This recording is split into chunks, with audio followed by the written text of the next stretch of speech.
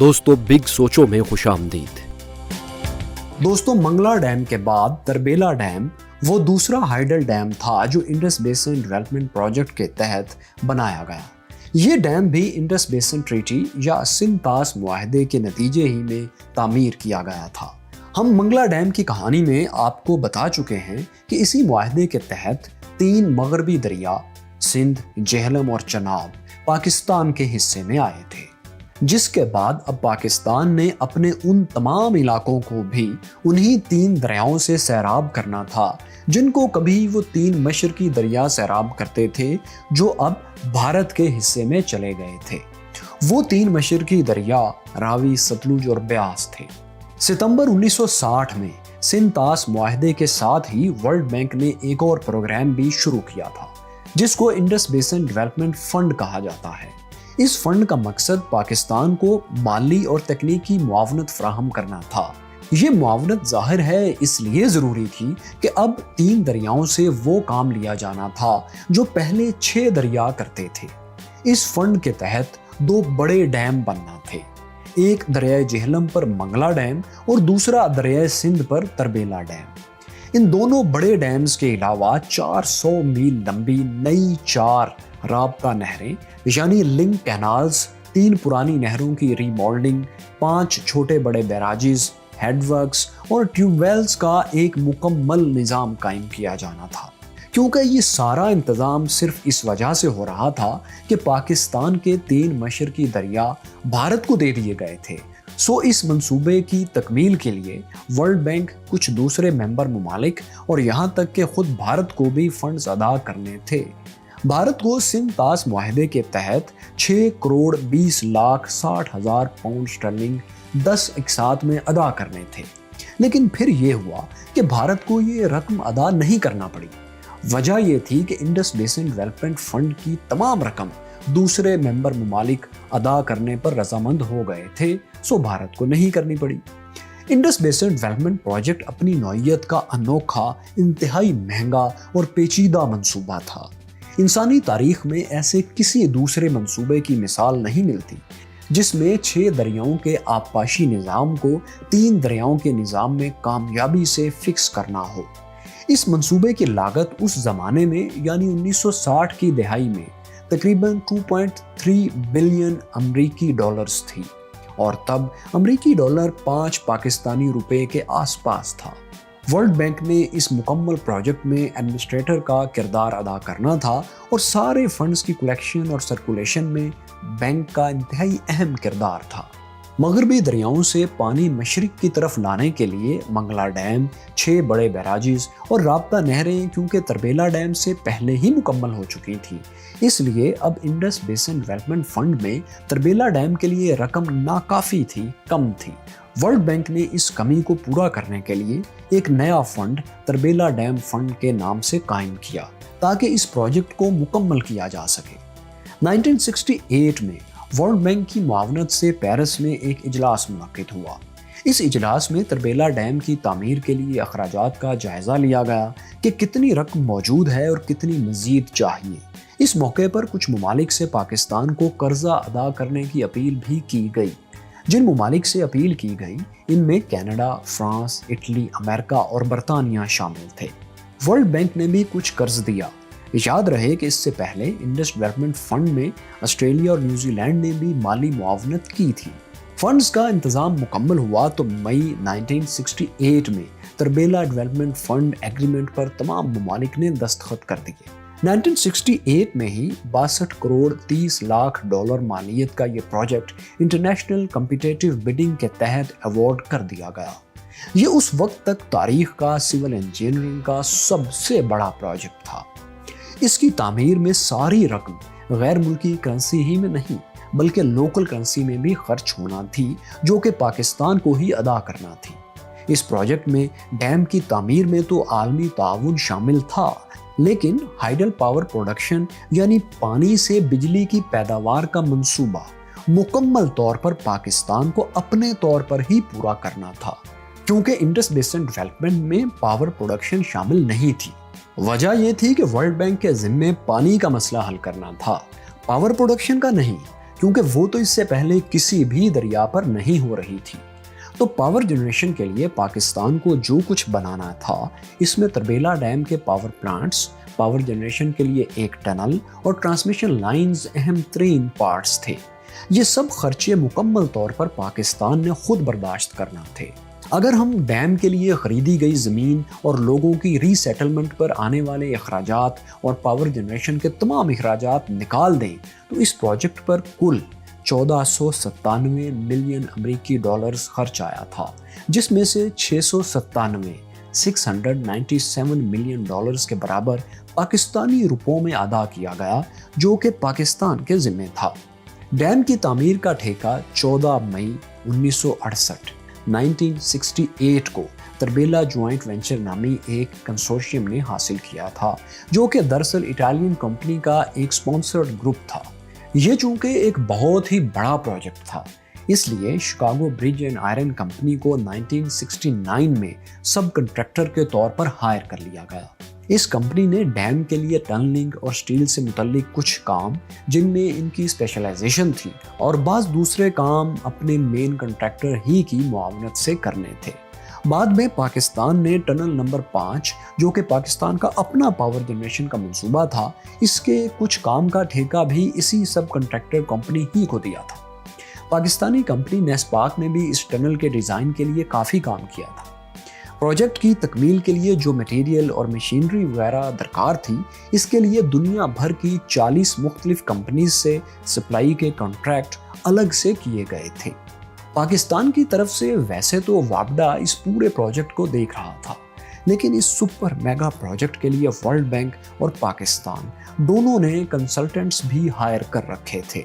4 نومبر 1968 کو صدر ایوب خان نے اس میگا پروجیکٹ کی تعمیر کا باقاعدہ افتتاح کیا اور کام کا آغاز ہو گیا۔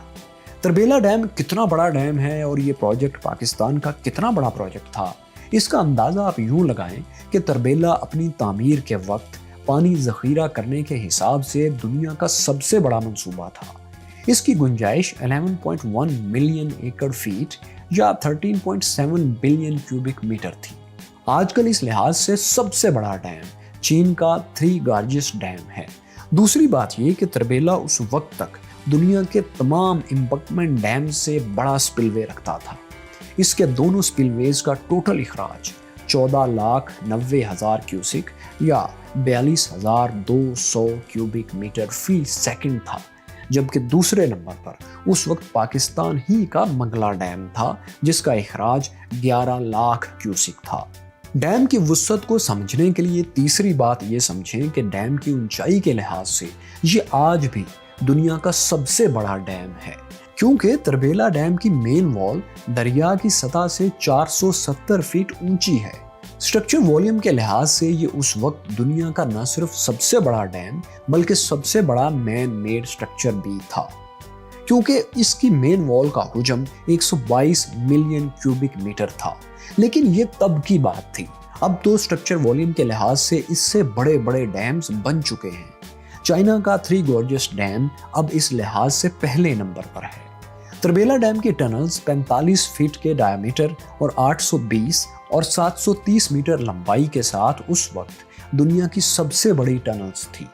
ان سرنگوں میں اس وقت 20,000 ٹن سٹیل بچھایا گیا تھا۔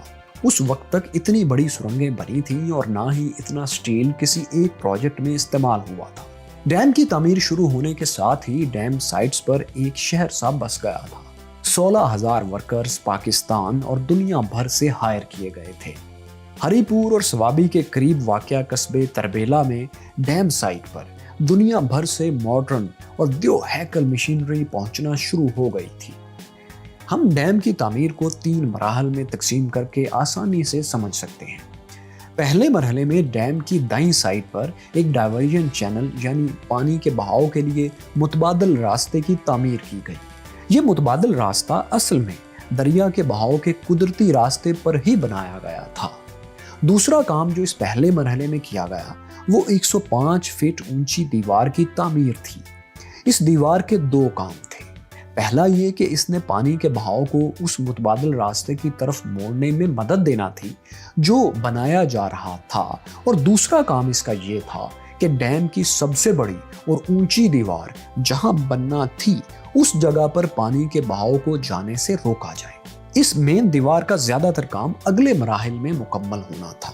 سرنگوں کے ڈاؤن سٹریم حصے پر کچھ کام بھی اسی مرحلے میں ہوا اور ڈیم کی مین دیوار کا تھوڑا سا حصہ بھی اس مرحلے میں بنایا گیا۔ یہ پہلا مرحلہ 2.5 سال میں مکمل ہونا تھا۔ دوسرے مرحلے میں دریا پہلے مرحلے میں بنائے ہوئے متبادل راستے پر چل رہا تھا اور اس مرحلے میں اس پارٹ میں ڈیم کی دائیں سائیڈ والی 4 ٹنلز مکمل کی گئی اور بائیں طرف کے نسبتاً چھوٹی دیواروں اور سپل ویز کا کام مکمل کیا گیا اور مین دیوار پر بھی کافی سارا کام مکمل کر لیا گیا، لیکن مین دیوار پر جہاں سے فی الحال دریا بہہ رہا تھا اسے چھوڑ دیا گیا۔ اب تیسرا مرحلہ سمجھیے۔ تیسرے مرحلے میں دریا دوسرے مرحلے میں مکمل ہونے والی ٹنلز میں سے بہہ رہا تھا اور پہلے مرحلے میں بننے والی معاون دیواروں کے گیٹ بند کر دیے گئے تھے اور ڈائیورژن چینل کے چھوڑے ہوئے حصے پر بھی ڈیم کی مین دیوار مکمل کر دی گئی تھی۔ دائیں اور بائیں دونوں سائیڈز پر مزید کام جو باقی تھے مکمل کر دیے گئے تھے۔ سپل ویز بھی مکمل طور پر تیار ہو گئیں۔ مین دیوار پر بھی کام مکمل کر دیا گیا۔ پلان کے مطابق اس تیسرے مرحلے کے اختتام پر اکتوبر 1974 میں پانی کا ذخیرہ اس حد تک پہنچ جانا تھا کہ ٹنل 3 اور 4 کے دہانوں اور کسی ایک سپل وے سے بہنے لگے، لیکن مین دیوار کی بنیادیں اٹھاتے وقت انجینئرز نے مشاہدہ کر لیا کہ وہ سطح ایسی نہیں جہاں ایک دیوار مضبوطی سے جم سکے، لہٰذا احتیاط بہت ضروری تھی۔ اس لیے ڈیم کو آہستہ آہستہ اور مسلسل مشاہدے کے ساتھ ساتھ بھرنا شروع کیا گیا، لیکن یہ تیسرا اور آخری مرحلہ کامیابی سے مکمل نہ ہو سکا۔ 1974 میں جب ڈیم کو پہلی بار پانی سے بھرنا شروع کیا گیا تو کیا مسائل درپیش آئے؟ نمبر 1، ٹنل نمبر 3 کے آؤٹ پٹ چیمبر کو نقصان پہنچا، جس کی وجہ ویلڈنگ کا نقص تھا۔ اس مسئلے کو کنکریٹ بھر کر اور لائننگ پلیٹس کو مزید مضبوط کر کے حل کر لیا گیا تھا۔ دوسرا مسئلہ یہ درپیش آیا کہ ٹنل 1 اور 2 دونوں متاثر ہوئی۔ خاص طور پر ٹنل 2 کا تو کچھ حصہ مکمل طور پر تباہ ہو گیا۔ یہ نقصان ان سرنگوں کی انٹیک گیٹس یعنی جہاں سے پانی اندر داخل ہوتا تھا، ان گیٹس کے کھولنے اور بند کرنے کے نظام میں خرابی کی وجہ سے ہوا، لیکن دن رات ایک کر کے انجینئرز نے اس کو 1975 کے موسم گرما آنے سے پہلے مرمت کر دیا تاکہ ڈیم پانی سٹور کر سکے۔ تیسرا مسئلہ درپیش جو آیا وہ یہ تھا کہ جب ٹنلز کو نقصان پہنچنے کی وجہ سے ڈیم مکمل طور پر خالی کر لیا گیا تو خالی ہونے پر ڈیم کی مین دیوار میں چھوٹے بڑے گڑھے نمودار ہو گئے۔ یہ گڑھے سینکڑوں کی تعداد میں تھے۔ اس مسئلے کی وجہ انجینئرز کے مطابق اس میٹیریل کی موومنٹ تھی جو ڈیم کی بیرونی دیوار کے اوپر والی تہہ بچھانے کے لیے استعمال کیا گیا تھا، یعنی وہ اپنی جگہ صحیح طرح بیٹھا ہی نہیں تھا، بعض جگہوں سے سرک گیا تھا۔ تحقیق کے بعد پتہ چلا کہ ڈیم کی دیوار کی کور اور بنیاد مضبوطی سے قائم ہے اور یہ نقصان صرف بیرونی تہہ ہی کو پہنچا ہے۔ ان گڑھوں کو بھی 1975 کے موسم گرما سے پہلے ہنگامی بنیادوں پر بھر دیا گیا اور اس کام کے لیے کشتیوں اور پیشہ ور غوطہ خور کمپنیز کی مدد بھی لی گئی۔ یہ سب نقصانات تو ڈیم کو پہلی دفعہ بھرنے کے بعد 1974 میں ہی ہوئے تھے، لیکن 1975 کے اگست کے مہینے میں ٹنل نمبر 3 کا فرش اور سٹیلنگ بیسن یعنی وہ ہموار سطح جس پر پانی ٹنل سے اخراج کے بعد بہتا ہوا جاتا ہے اس کو بھی نقصان پہنچا۔ ٹنل کی تہہ میں 70 فیٹ گہرا گڑھا پڑ گیا تھا اور سٹیلنگ بیسن کی دیوار کو بھی شدید نقصان پہنچا تھا۔ اس سرنگ کا فرش اور تباہ شدہ دیوار دونوں دوبارہ تعمیر کر دی گئیں اور اس مسئلے کا حل کر لیا گیا۔ 1976 میں ایک بار پھر ٹنل نمبر 3 کی سٹیلنگ بیسن میں سے کنکریٹ کی پلیٹس اکھڑ گئیں۔ ایک بار پھر ان کو مرمت کیا گیا، لیکن اب واپڈا جو کہ پاکستان کی طرف سے اس پروجیکٹ کی اتھارٹی تھی، اس نے سٹیلنگ بیسن کے ڈیزائن پر خدشات کا اظہار کر دیا اور ٹنل نمبر 4 کے بیسن میں بھی کسی ممکنہ نقصان کے پیش نظر تبدیلی کر دی۔ یہ تبدیلی 1981 اپریل سے 1983 جون تک کی گئی۔ 1975 اور 1976 میں بھی डैम की बैरूनी तह में कुछ गड्ढे नमूदार हुए जो कि मुरम्मत कर दिए गए, बल्कि इन गड्ढों की मॉनिटरिंग के लिए एक मुस्तकिल सिस्टम बना लिया गया था और हर वक्त इन पर नज़र रखी जाती थी कि कहीं मेन डैम को कोई नुकसान न पहुंच जाए। लेकिन इन गड्ढों को इंजीनियर्स मुतफ़क्का तौर पर बेज़रर करार दे चुके थे, इसलिए ज़्यादा फिक्रमंदी की बात नहीं थी। ये तमाम मसाइल और दूसरे कई चैलेंजेस भी इस मेगा प्रोजेक्ट में पेश आते रहे और इनको हल भी किया जाता रहा। लेकिन इन तमाम नुकसानात की वजह से डैम की लागत में $500 मिलियन तो सिर्फ मुरम्मत की लागत में लग गए और डैम को देर से मुकम्मल वर्किंग हालत में आने की वजह से मुआशी तौर पर जो नुकसान हुआ वो अलग है। तरबेला का ये मुरम्मत वाला सिलसिला कमोबेश 10 साल तक चला और कंट्रैक्टर्स ने 1984 में ये प्रोजेक्ट मुकम्मल तौर पर वापडा के हैंड ओवर किया। लेकिन तरबेला के सम्राट 1976 और 77 ही से आना शुरू हो गए थे, क्योंकि मुरम्मत के दौरान भी ये डैम बिजली और पानी दोनों मुहैया कर रहा था। डैम को नुकसान पहुंचने की वजह से इंश्योरेंस कंपनी से भी डिस्प्यूट हो गया था, क्योंकि कंपनी क्लेम अदा नहीं कर रही थी। लेकिन चूंकि डैम की मुरम्मत हंगामी तौर पर करने की ज़रूरत थी और फंड्स की भी कमी थी, इसलिए कंट्रैक्टर्स और पाकिस्तान ने $100 मिलियन के पूरे क्लेम के बजाय इंश्योरेंस डिस्प्यूट सेटलमेंट के नतीजे में सिर्फ $16 मिलियन पर इत्तेफाक किया, $16 मिलियन। इस बड़े क्लेम के अलावा छोटे मोटे और क्लेम भी अदा किए गए थे। अब समझते हैं पावर जनरेशन को। तरबेला के इब्तदाई डिज़ाइन के मुताबिक इसने कुल 2100 मेगावाट बिजली पैदा करना थी, यानी टनल नंबर 1, 2 और 3 में से हर एक पर 175 मेगावाट की 4 टर्बाइन्स मरहलावार नस्ब होना थी। लेकिन 1992 और 93 में तीसरी टनल पर 175 के बजाय 432 मेगावाट की 4 टर्बाइन्स लगाई गई, जिससे इस डैम की बिजली की पैदावार 3478 मेगावाट हो गई है। लेकिन मार्च 2018 में इस डैम पर पावर जनरेशन का एक और तोसी मंसूबा 26 अरब रुपए की लागत से मुकम्मल किया गया है, जिसके तहत चौथी टनल पर, जो कि इब्तदाई तौर पर पावर जनरेशन ही के लिए बनाई गई थी, 470 मेगावाट की 3 टर्बाइन्स नस्ब की गई हैं, यानी कुल 1410 मेगावाट। इस हालिया इजाफे के बाद इस डैम की हाइडल बिजली की कुल पैदावार 4888 मेगावाट हो गई है।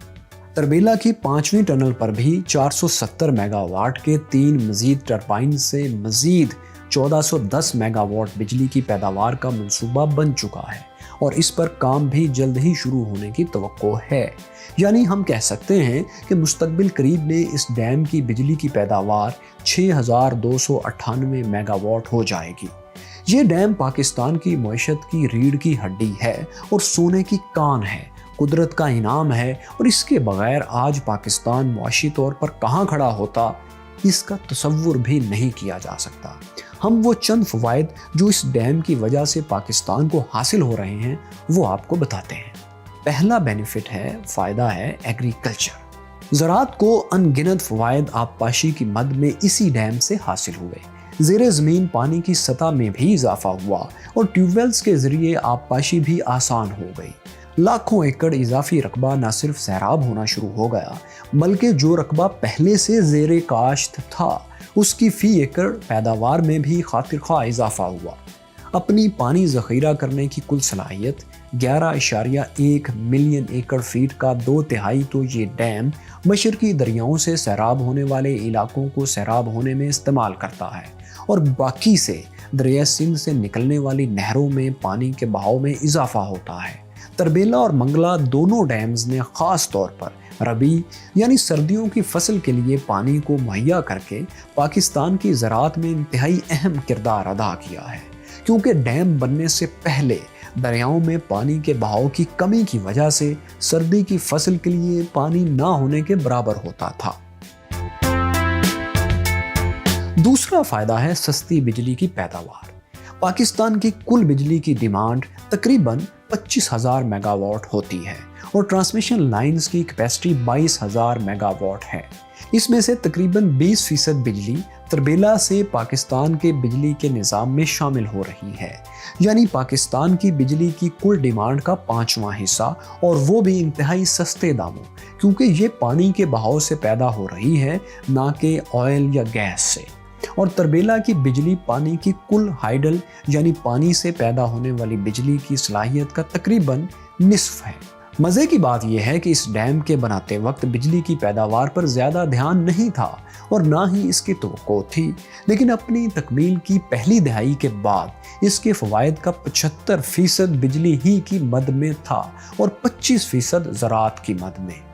हालांकि तवक्कुआत इसके बिल्कुल उलट थी।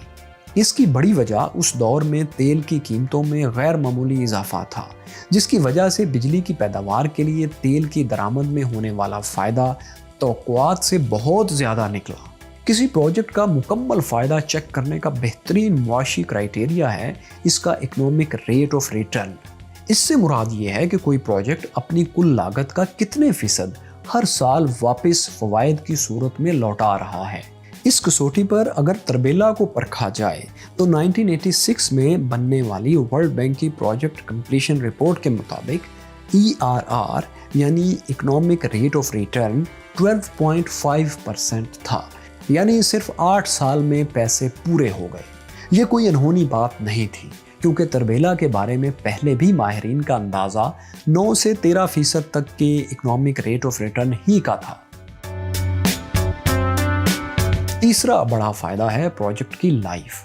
तरबेला डैम की कुल लाइफ का अंदाज़ा 50 साल का था, क्योंकि डैम की तह में रफ्ता रफ्ता मिट्टी, गारा और रेत जमा हो जाने से न सिर्फ इसके पानी स्टोर करने की सलाहियत कम होती रहती है, बल्कि बिजली की पैदावार भी मुतासिर होती है। पानी ज़ख़ीरा करने की गुंजाइश में अब तक तकरीबन 35% कमी आ चुकी है।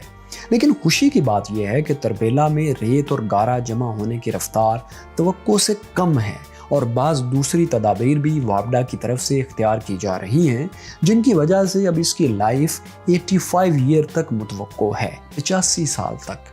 और जब तक इसके टनल्स के दहाने क्लियर हैं, इसमें बिजली बनाने की सलाहियत भी बाकी रहेगी।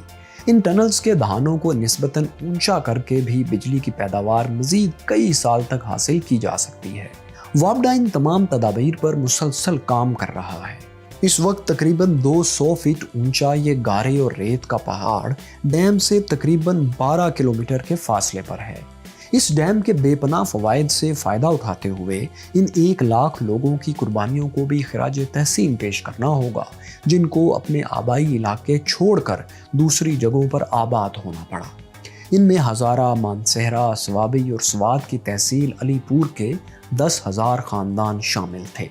इन्होंने मुल्क की खातिर, पाकिस्तान की खातिर अपनी ज़मीनों और घरों को छोड़कर नई जगह जाकर आबाद होना कबूल किया।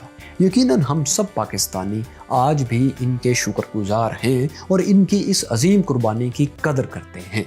जिन दोस्त मुमालिक ने तरबेला डैम की तामीर के लिए माली और तकनीकी मदद फराहम की, उनका शुक्रिया अदा करना भी हमारा कौमी फ़र्ज़ है। Australia, Germany, France, America, Canada, Italy, New Zealand, Kuwait, Abu Dhabi और सऊदी अरब ने इस डैम की तामीर में मुख्तलिफ मौक़े पर मुआवनत की थी। कुवैत, सऊदीया और अबू धाबी पहले तो इस तरबेला डैम फंड का हिस्सा नहीं थे, लेकिन उन्होंने बाद में जब बजट बढ़ाना पड़ा तो बहुत मदद की। इसी तरह न्यूजीलैंड तरबेला डैम फंड का तो हिस्सा नहीं था, लेकिन इंडस बेसिन डेवलपमेंट फंड में ज़रूर शरीक था। कैसी लगी आपको पाकिस्तान की तारीख के सबसे बड़े प्रोजेक्ट और दुनिया के चंद एक इंतहाई बड़े डैम्स में से एक मेगा प्रोजेक्ट की कहानी?